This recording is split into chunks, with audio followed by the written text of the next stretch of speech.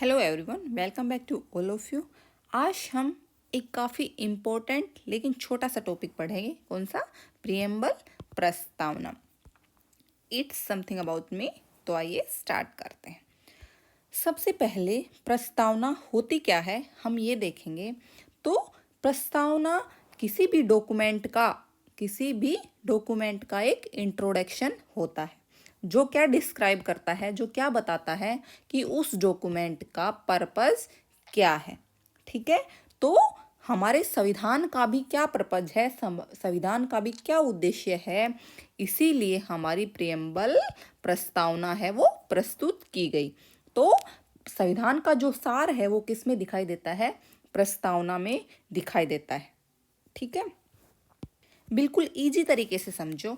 आपकी कोई भी बुक है उसको देखो। आज अपनी कोई भी एक सिंपल सी बुक उठाओ, उसमें आप देखोगे कि बुक के पहले पेज पर, स्टार्टिंग के फर्स्ट या सेकंड पेज पर एक प्रस्तावना दी गई है, जिसमें जो बुक है उसका राइटर क्या बताता है कि ये बुक किस उद्देश्य से लिखी गई, इस बुक में क्या क्या है और ये किस पर्पज से लिखी गई है।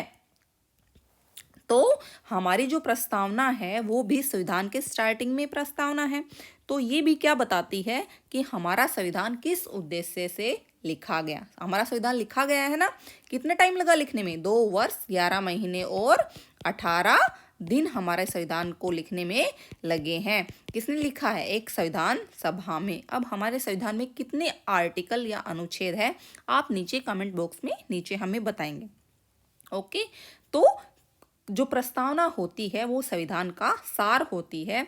वो बताती है कि हमारा संविधान किन आदर्शों और आकांक्षाओं को प्रकट करता है। ओके, तो उस जो भी डॉक्यूमेंट होता है उसका क्या उद्देश्य है, क्या पर्पज है, यही हमारी क्या है? प्रस्तावना। तो अब देखो, प्रस्तावना का स्रोत क्या है? स्रोत मीन्स सोर्स। तो प्रस्तावना का स्रोत क्या है? तो क्या है प्रस्तावना का स्रोत? हमने क्या देखा था जब हमने सोर्सेज पढ़े थे उस क्लास में? हमने क्या देखा था? प्रस्तावना का स्रोत क्या है?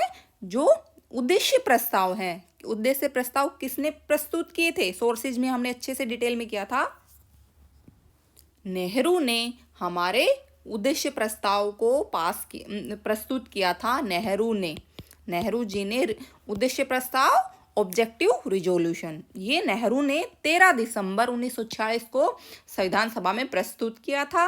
इंपॉर्टेंट डेट है दोनों। और 22 जनवरी 1947 को ये क्या स्वीकृत हो गए थे। तो जो हमारे उद्देश्य प्रस्ताव थे वो ही बाद में चलकर क्या बन गए? हमारी प्रस्तावना। जो हमारे ऑब्जेक्टिव रिजोल्यूशन थे, यही ऑब्जेक्टिव रिजोल्यूशन बाद में हमने कहाँ दिखाई देते हैं? प्रस्तावना में हमें दिखाई देते हैं, प्रियम्बल में हमें दिखाई देते हैं। ठीक है, अब मैंने कुछ वर्ड मीनिंग लिखे हैं। हिंदी मीडियम के स्टूडेंट अपनी वोकैब को इससे बढ़ा सकते हैं। अब आपकी प्रस्तावना से क्वेश्चन किस किस तरह से आ सकते हैं? देखो, प्रस्तावना में हमारी प्रियम्बल में कैसा राज्य बनाने का संकल्प लिया गया है। प्रियम्बल में जब हम पढ़ेंगे तो देखेंगे कैसा राज्य होगा। प्रस्तावना में क्या कहा गया है? कैसा राज्य होगा। प्रस्तावना में कितनी बार संशोधन हुए हैं, अमेंडमेंट हुए हैं, तो उससे प्रस्तावना में क्या क्या जोड़ा गया है। ठीक है, इस टाइप के क्वेश्चन आपको देखने को एग्जाम में मिलेंगे, तो हम ये देखेंगे। अब सबसे पहले हम देखते हैं जो हमारी प्रस्तावना है वो कैसी है। देखो, प्रस्तावना में ये सब लिखा है, Hindi medium students for English medium students. तो हमारी प्रस्तावना में क्या लिखा है? स्टार्टिंग कहाँ से होती है? हम भारत के लोग। प्रस्तावना की स्टार्टिंग ही कहाँ से होती है? हम भारत के लोग, we the people of India. तो इसका मीनिंग क्या है कि संविधान का जो मूल स्रोत है, संविधान का मूल सोर्स वो कौन है? हम भारत के लोग हैं। समस्त शक्ति, जो पावर है, समस्त शक्ति वो किसके पास है? भारत की जनता के पास। एग्जाम में क्वेश्चन इस तरह से आएगा कि समस्त शक्तियां भारत में किसके पास है? आपके पास ऑप्शन में आंसर होंगे संसद, संविधान, भारत की जनता। तो आपको क्या लगाना है? समस्त शक्तियों का कौन स्रोत हैं हम भारत के लोग, भारत की जनता। इस बात में कंफ्यूज मत होना, बहुत बार हम क्वेश्चन गलत करके आते हैं, हम लगा देते हैं कभी कई बार संविधान कभी संसद, लेकिन समझ शक्तियाँ किसके पास है? हम भारत के लोगों के पास। अब ये वर्ड काफ़ी इंपॉर्टेंट है। फर्स्ट 1 2 3 4 5, अगर ये 5 वर्ड्स का मीनिंग आपको समझ में आ गया तो आपको प्रस्तावना समझ में आ जाएगी। ठीक है, जब संविधान बना तो क्या ये 5 वर्ड थे संविधान में? नहीं, तो बाद में संशोधन करके प्रस्तावना में ये 5 वर्ड जोड़े गए। ठीक है, तो प्रस्तावना में सबसे पहले जब हमारा संविधान बना तब क्या क्या थे? संपूर्ण संप्रभुता संपन्न था, समाजवाद नहीं था, ये बाद में जोड़ा गया है। धर्मनिरपेक्ष भी बाद में जोड़ा गया है। ये 2 वर्ड बाद में जोड़े गए, 1 2 और अखंडता शब्द, इसके अलावा अखंडता शब्द बाद में जोड़ा गया है। ये 3 वर्ड बाद में जोड़े गए हैं। देखो इनको मैं 1 2 और 3, ये 3 वर्ड बाद में जोड़े गए हैं। अब देखो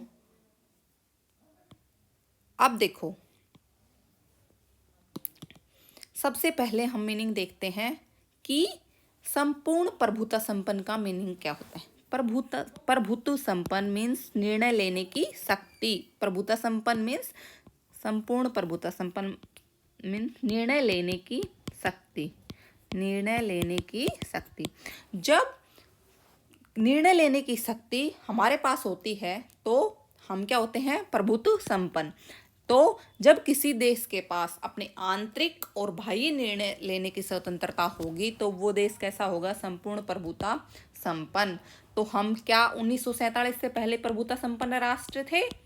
नहीं, क्योंकि हम आंतरिक और बाह्य निर्णय लेने में स्वतंत्र नहीं थे। निर्णय कौन लेता था? ब्रिटेन, इंग्लैंड हमारे निर्णय लेता था। ओके, 1947 के बाद हम पर संपूर्ण प्रभुता संपन्न राष्ट्र बन गए हैं। हाँ, अब हम खुद डिसीजन ले सकते हैं कि हमें चीन के साथ रिलेशन बनाने हैं या नहीं, अमेरिका के साथ बनाने हैं या नहीं। ये डिसीजन हम किसके पास है? हमारे पास। उस टाइम 1947 से पहले ये डिसीजन लेने की पावर हमारे पास नहीं थी। ठीक है, अब समाजवाद क्या होता है? समाजवाद देखो ये होता है जब उत्पादन के साधनों पर स्वामित्व और उनका वितरण समाज के हाथ में होता है तो वहां होता है समाजवाद। ठीक है, जब जो उत्पादन के साधन उन पर स्वामित्व और उनका वितरण जब समाज के हाथ में होता है तो वो हो गया समाज। धर्मनिरपेक्ष मतलब राज्य का अपना कोई धर्म नहीं है। लोकतंत्रात्मक गणराज्य, लोकतंत्र मतलब लोगों की सरकार और गणराज्य मीन्स जब किसी भी देश का राष्ट्रीय अध्यक्ष कौन होता है? लोगों द्वारा चुना हुआ। हमारा राष्ट्रीय अध्यक्ष कौन है? राष्ट्रपति। ठीक है, संविधान में किसको बताया गया है? राष्ट्रपति को। लेकिन रियल में देश कौन चलाता है? रियल में हमारा पीएम। लेकिन संविधान के अकॉर्डिंग पावर किसके पास है? राष्ट्रपति के पास। ठीक है, तो हमारा राष्ट्रपति इनडायरेक्ट रूप से जनता द्वारा, डायरेक्ट रूप से नहीं, इनडायरेक्ट रूप से जनता द्वारा चुना जाता है। तो गणराज्य क्या होता है? किसी भी जो राष्ट्र का अध्यक्ष होता है वो जनता द्वारा चुना जाए। इसके विपरीत क्या इंग्लैंड में गणराज्य है? नहीं, क्योंकि वहां पे जो राष्ट्र का अध्यक्ष है कौन है? वहां की रानी। तो रानी लोगों द्वारा नहीं चुनी जाती। रानी क्या होती है? वंशानुगत, वंश चले आ रहे हैं उनको। एक का उसका फादर एक्सपायर हो गया, फिर उसके बच्चे ऐसे वंश चला आ रहा है। तो वहां पे क्या है? राजतंत्र। इंडिया में क्या है? गणराज्य। हम लोग इनडायरेक्ट रूप से अपने राष्ट्रपति को चुनते। ओके, इन 5 का मीनिंग समझ में आ गया। तो ये संपूर्ण प्रभुता संपन्न, लोकतंत्रात्मक और गणराज्य, ये 3 वर्ड तो हमारे संविधान में जब संविधान बना उस टाइम 3 वर्ड दिए गए थे। लेकिन ये समाजवाद और धर्मनिरपेक्ष हमने बाद में जोड़े। ठीक है, आप देखो तो अब हमारा जो संविधान है अपने समस्त नागरिकों को, पूरे इंडिया के समस्त नागरिकों को तीन तरह के न्याय देता है। सामाजिक, आर्थिक और राजनीतिक न्याय देता है। विचार अभिव्यक्ति, विश्वास, धर्म, उपासना की स्वतंत्रता, हम अपने विचार व्यक्त करने में स्वतंत्र हैं। ठीक है। अब हमें अवसर की समानता सभी को देता है। और एकता और अखंडता, हमारी एकता और अखंडता को सुनिश्चित रखा जाएगा। अंग्रेजों ने फूट डालो राज करो की नीति को अपनाकर देश को गुलाम बना लिया था ना, अब ऐसा नहीं हो सकता। हम इस संविधान को 26 नवंबर 1949 को भारत के लोग क्या करते हैं, अंगीकृत, अधिनियमित और आत्मा अर्पित करते हैं। ठीक है। तो एक बार इस संविधान की प्रस्तावना को अच्छे से आप पढ़ लो, फिर आपको समझ में आ जाएगा। तो न्याय कितने तरह के न्याय देता है? तीन तरह के, सामाजिक, आर्थिक और राजनीतिक न्याय। स्वतंत्रता कितने तरह की देता है? 5 तरह की स्वतंत्रता, विचार, अभिव्यक्ति, विश्वास, धर्म और उपासना की स्वतंत्रता।